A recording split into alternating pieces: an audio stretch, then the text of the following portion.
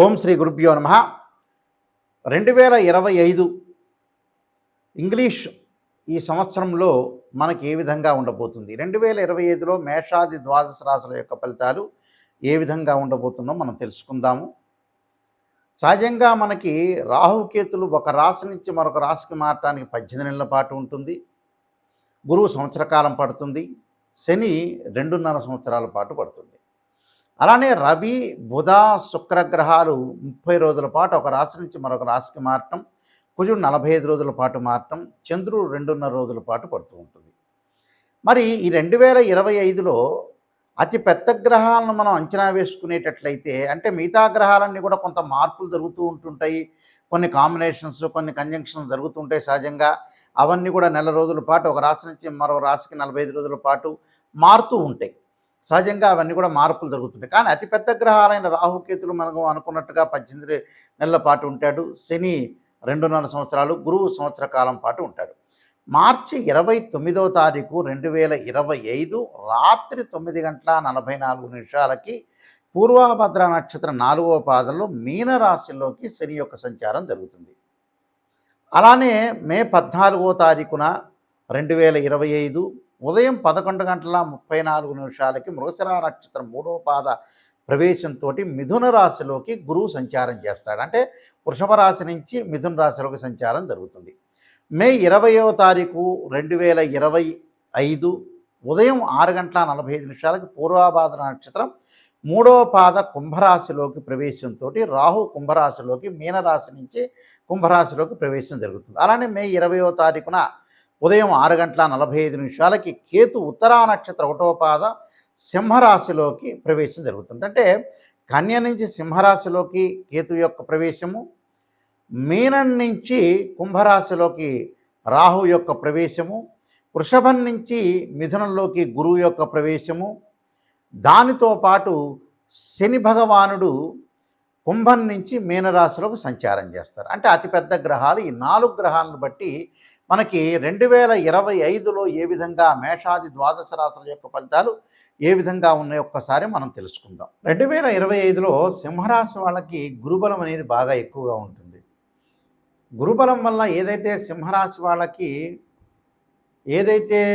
గురువు మే 14వ తారీఖున మిథున రాశిలో సంచారం చేయటం వల్ల ఏకాదశ స్థానంలో గురువు యొక్క సంచారం వల్ల 45% వాళ్ళకి చాలా అద్భుతంగా ఉంటుంది. అంటే ప్రతి కార్యంను కూడా అవలీలగా జయాన్ని పొందటం ఒకటి, ప్రభుత్వ రీత్యా కొంత బహుమతులు రావటం ఒకటి, వృత్తి ఉద్యోగ వ్యాపార రంగాల్లో కీర్తి, ఆరోగ్యము, మిత్రత్వము, గౌరవ సన్మానాలు బాగా పొందుతారు. గౌరవ సన్మానాలతో పాటు శత్రువుల్ని మిత్రులుగా మార్చుకోవటం, శత్రువు పరాజితులుగా కావటం, గ్రామీణ కోర్టులు కానీ అలానే సిటీ సివిల్ కోర్టు కానీ వ్యవహారాల యందు జయము, సరికొత్త వ్యాపారాలు, నూతన వ్యాపారాల్లో చాలా బాగుండటం, వాళ్ళకి ఆదాయం బాగా పెరగటం ఒకటి, అన్నదమ్ముల మధ్యలో అక్క చెల్లెల మధ్యలో అనుకూలంగా ఉండటం ఒకటి, అలానే తలవని పని కూడా తలంపుగా వాళ్ళకి మేలు కలగటం అనేది జరుగుతుంది. అంటే అనుకున్న పనులన్నీ కూడా వాళ్ళకి నెరవేర్చడమే కాకుండా ప్రతి దానిలో కూడా విజయం సాధించే అవకాశాలు ఎక్కువ ఉంటాయి. అయితే ఆదాయ వ్యయాల్లో మనం చూసుకునేటట్లయితే డబ్బు అనేది వాళ్ళకి ఇంక్రీజ్ అవుతుంది. అలానే కొంత డబ్బులు కూడా డిక్రీజ్ అయ్యే అవకాశాలు కూడా ఎక్కువగా ఉన్నాయి. అంటే గౌరవ అవమానాలు విషయంలో చిరసమానంగా ఉన్నా ఒక రకంగా, కానీ డబ్బు అనేది ఖర్చు అవుతుంది. అంటే ఉన్నతమైన భావాలకి, ఉన్నతమైన విషయాలకి గతంలో ఏదైతే మనం చేయాలనుకున్న పనులు చేయలేకుండా డబ్బును పొదుపు చేసుకొని తర్వాత రోజుల్లో ఈ 2025లో ఆ డబ్బును ఖర్చు పెట్టుకొని ఆ పనులు సాధించే అవకాశాలు ఎక్కువగా ఉంటాయి. అంటే డబ్బును కొంత ఖర్చు పెట్టుకుంటుంటారు. అంటే పిల్లల యొక్క పెళ్ళిళ్ళు గురించి కానీ, వాళ్ళు విదేశాలకు వెళ్ళటం కానీ, వాళ్ళ చదువుల గురించి కానీ వాళ్ళు ముందుకు వెళ్ళి కొంత డబ్బును ఖర్చు చేస్తుంటారు. అంటే ఎంత ఆదాయం వస్తుందో వాళ్ళకి అంత ఆదాయాన్ని ఖర్చు చేసుకుంటారు. అంటే చని సమానంగా ఈక్వల్గా ఉండటానికి కారణం ఏంటి అని అంటే, వాళ్ళకి ఈ రాశి వాళ్ళకు వచ్చేటప్పటికల్లా ఆదాయపరంగా ఆదాయం బాగా పెరుగుతుంది. ఆదాయం తగ్గట్టుగా పెండింగ్లో ఉన్న ప్రాజెక్టులు ఏదైతే ఉంటాయో అలాంటి ప్రాజెక్టులన్నీ వీళ్ళు కంప్లీట్ చేస్తారు. కంప్లీట్ చేయటం కూడా చాలా మంచిదే కదా. గురువు ఏకాదశ స్థానంలో ఉండటం లాభం కలుగుతుందని అర్థం. అలాంటి సుసంపన్నమైన కుటుంబం నుంచి మంచి సంబంధమే కాకుండా మంచి ప్రవర్తన కలిగిన వధువు కానీ వరుడు కానీ లభించడం ఒకటి, భాగస్వామ్య వ్యాపారం బాగా కలిసి రావటం, ఎమినెంట్ స్కాలర్స్ తోటి బాగా పరిచయాలు బాగా పెరగటం, దానితో పాటు ఎమినెంట్ స్కాలర్స్తో పాటు విదేశాలకు వెళ్ళటం ఒకటి, చదువు పట్ల ఆసక్తి చూపిస్తారు విద్యార్థులు. స్త్రీలకు ఉన్నతమైన అభిప్రాయాలు బాగా పెరిగి అన్నీ కూడా సాధించాలని ఒక ఉద్దేశంతో ముందుకు వెళ్ళే అవకాశాలు ఎక్కువ ఉంటాయి. కొన్ని ప్రత్యేకమైన వస్తువులు కూడా ఇంట్లో కొనుగోలు చేసే అవకాశాలు బాగా ఎక్కువగా ఉంటాయి. అంటే అన్ని వస్తువులు కాకుండా కొన్ని వస్తువులు ప్రత్యేకంగా మనకి ఇష్టాన్ని బట్టి కొన్ని వస్తువులు కొనుగోలు చేయాలని ఆలోచన చేస్తుంటారు. వాహనాలు కొనుగోలు చేస్తారు. మంచి లగ్జరీ కారు కొనుగోలు చేయటం, వాహనాల మీద వెళ్ళేటప్పుడు సౌఖ్యం కలగటం, స్త్రీ సుఖము, సంతానం లేని వ్యక్తులు కూడా సంతానం కలిగే అవకాశాలు ఎక్కువ ఉంటాయి.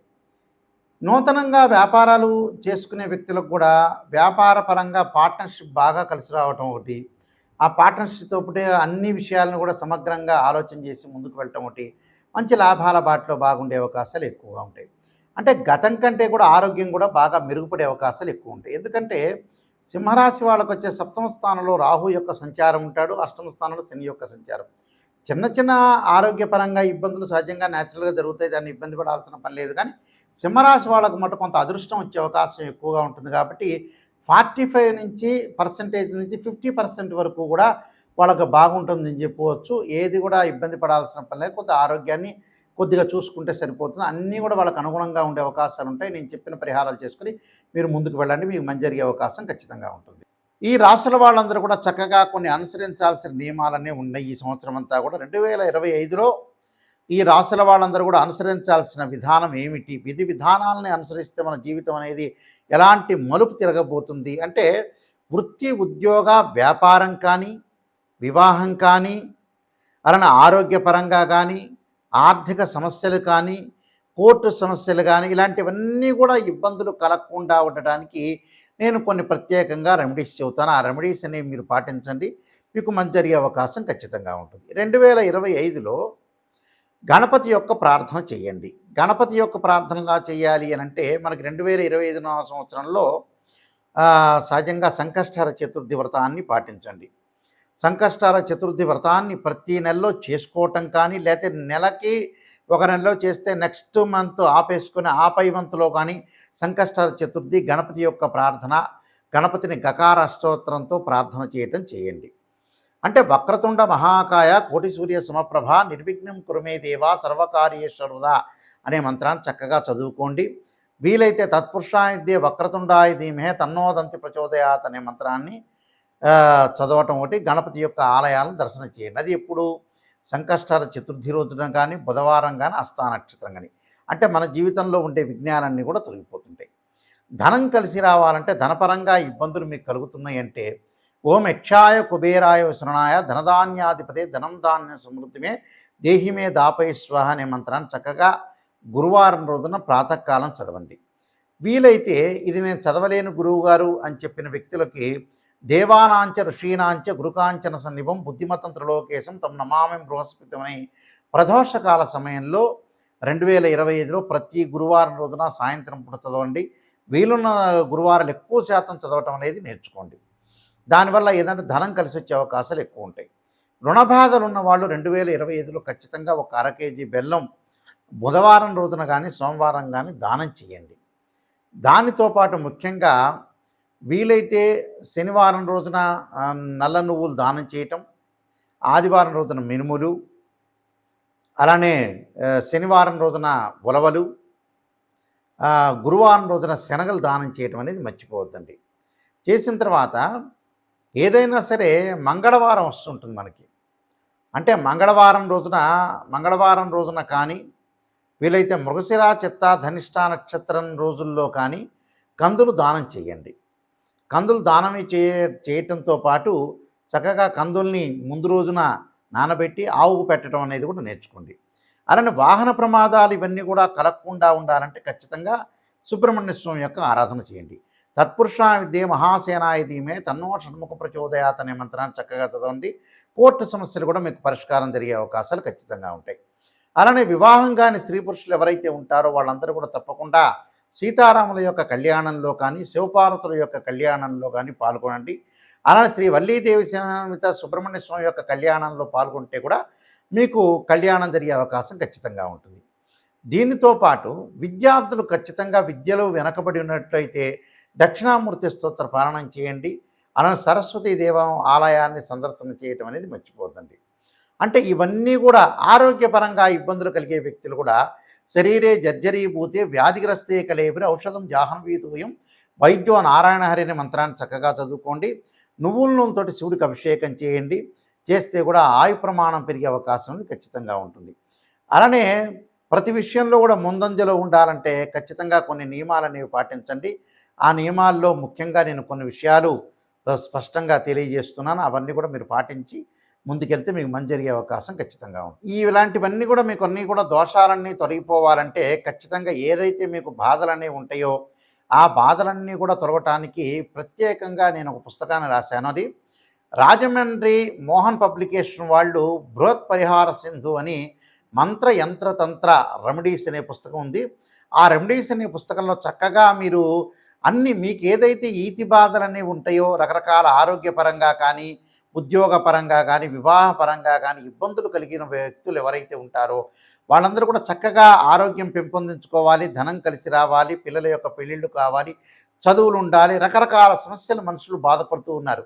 ఆ సమస్యలన్నిటికి కూడా మనకి మంచి ఆధారంతో ఉన్న పుస్తకాన్ని నేను తయారు చేశాను. ఏమిటంటే అది రామాయణంలో కానీ భాగవతంలో కానీ భారతంలో ఉండే కొన్ని శ్లోకాలు కానీ అలానే పురాణాల్లో కానీ ఇతిహాసాల్లో కానీ మంచి మంచి శ్లోకాలు మంత్రాలన్నీ కూడా మనకు వేదం చెప్తుంది. ఆ వేదంలో ఉండే శ్లోకాలు మంత్రాలకు సంబంధించినవన్నీ కూడా రెమెడీస్ అనేవి కొన్ని పుస్తకంలో ఉంది కాబట్టి నేను రాసిన పుస్తకంలో పొందుపరిచానది. ఆ పుస్తకం పేరు బృహత్ పరిహార సింధు అంటారు.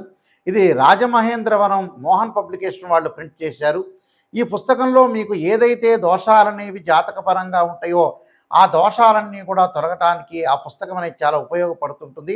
ఆ పుస్తకాన్ని మనం స్క్రీన్ మీద చూపిస్తున్నాము. అందరూ కూడా ఆ పుస్తకాన్ని తీసుకుని ఆ పుస్తకంలో గ్రంథంలో ఉంటే ఏదైతే మీకు బాగలేదో ఆ శ్లోకాలు మంత్రాలు చదవటం వల్ల కూడా మీకు చక్కని పరిష్కార మార్గం దొరుకుతుందని మరి నేను ఆశిస్తున్నాను. సర్వే జనా సుఖినో భవంతు.